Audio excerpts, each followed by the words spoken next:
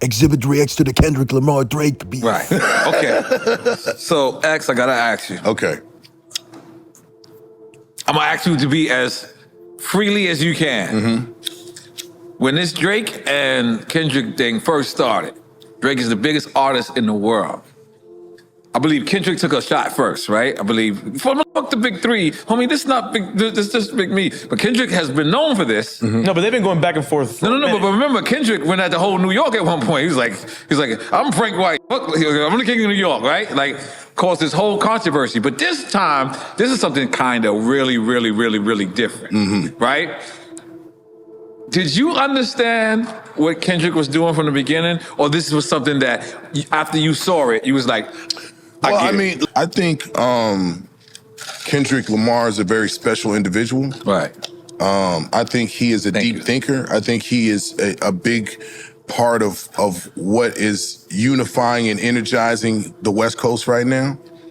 And I think he was severely underestimated.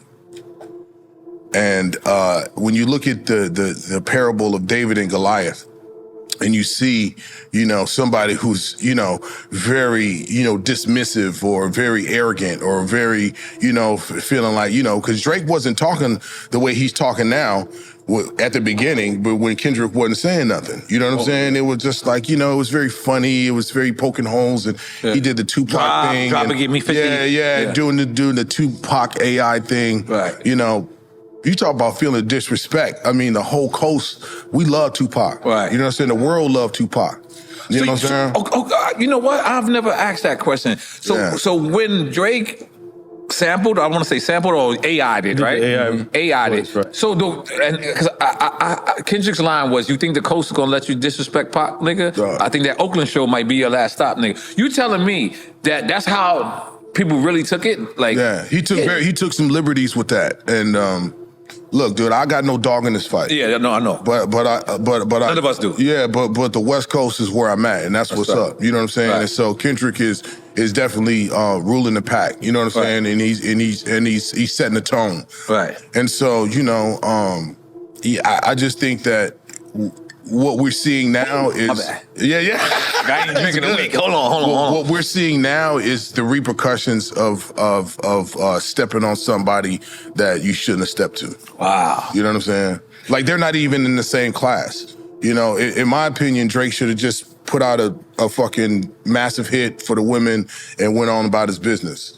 You know what I'm saying? Oh, you saying like after? After the first shot, you know what I'm saying? But pride is a motherfucker. Ego is a motherfucker. Yeah, but he kept going. I remember at one point I was coming downstairs, smoke weed, and it was like another Drake record drop, and I was like, oh, okay.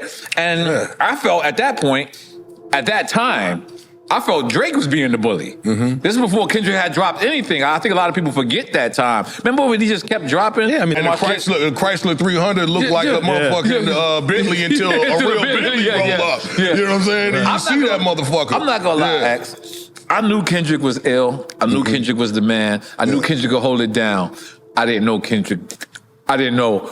You didn't know Kendrick was a scientist. I did not know. A master chess player. Yeah, he's playing chess. I knew. No. Because I'm on hip hop. Let me not downgrade myself like that. I just didn't know to the extent. Look, I don't hang around with Kendrick. I'm not even gonna claim to be in his circle. His circle is tight. I know. My family works with him. You know what I'm saying? Like, it's really dope to see him have his own lane. You know what I'm saying? And do it the way he's doing it. Right. Like, but still have the full backing of everybody that came before him. You know what I'm saying? That's fucking dope. And he's inclusive.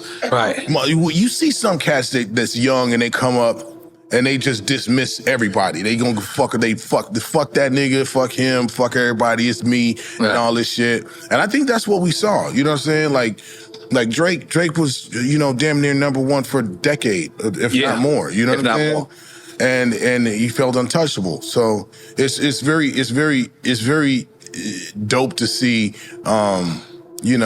Kendrick coming to his own. And I'm pretty sure he was pushed in a lot of ways from that situation. But to see what he turned into and to see what he represents and what he means to us on the coast, it's fantastic. It's dope. You know what's the crazy shit is? I'm bouncing around, but I'm gonna make it make sense. Yeah. What makes sense is that Tupac had actually a message, unlike Drake, you know, who's just the industry plan.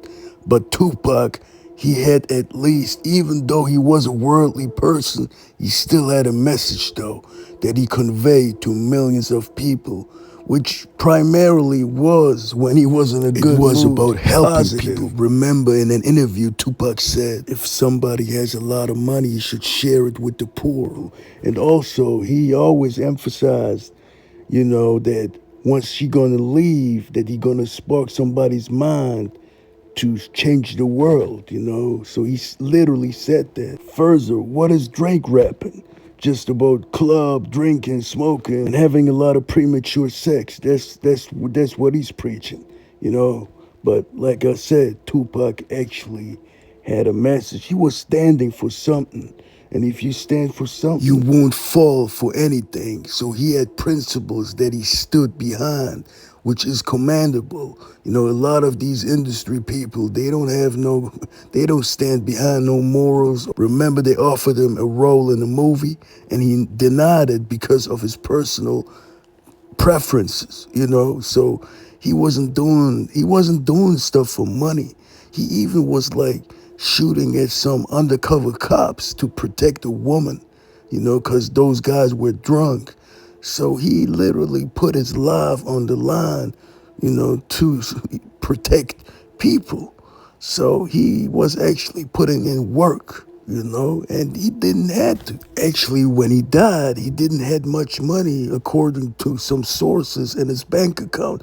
So his primarily focus was not money, it was conveying his message and changing the world, you know. But remember, if you're friend of the world, you're the enemy of God. That's what the Bible says.